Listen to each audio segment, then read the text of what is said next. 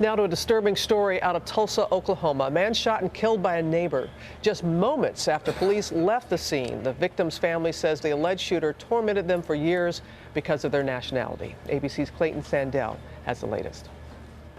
This morning, one victim's family is reeling from a murder they believe is clearly a hate crime. He just was a sweet, sweet soul. 31-year-old Khalid Jabara was shot and killed in Tulsa, Oklahoma Friday, allegedly at the hand of a neighbor who his family says terrorized them for years, 61-year-old Stanley Majors. He would call us racial slurs, dirty Lebanese, Arabs, Muslims, even though, you know, my family's Christian. He was hateful, just hateful.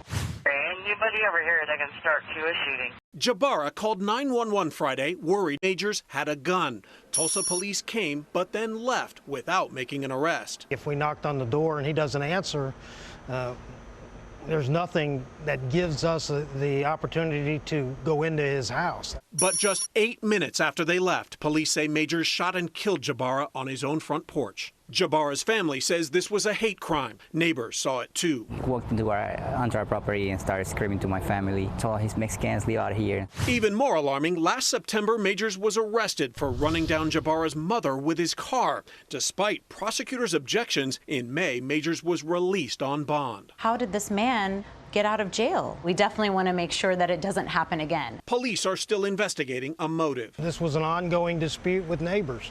So, yeah, there's hate there. I just don't think the only reason is because they're Middle Eastern. For Good Morning America, Clayton Sandell, ABC News, Denver.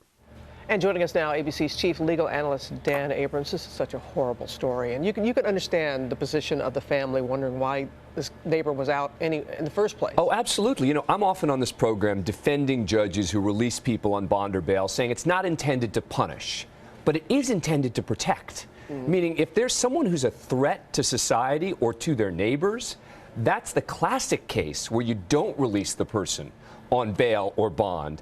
And that's why this family has every right to look back at this and be furious. And we hear it in the report, and it seems like, Dan, they did everything that they were supposed to do. Everything right. And the police were there, but they left. It just I mean, the fact that the police were there minutes before is certainly going to lead them to have to answer some questions. Doesn't necessarily mean they did anything wrong, right. But they're going to have to answer questions as to how is it that they called the police right before this happened. I mean, this family repeatedly calls the police, repeatedly brings law enforcement in, repeatedly asks and gets restraining orders against this guy. Their position at this point is, what else could we have possibly done here? So what could be the possible defense? I expect that he, believe it or not, is going to claim some form of self-defense. This guy, the defendant now, also had asked for a restraining order against the victim. Do we know why? Yes, there were claims of he came over to his house and damaged property and this and that. So I would expect there's going to be some sort of self-defense claim, but it's not going to be easy. I mean, it's not a whodunit. It's clear he did it.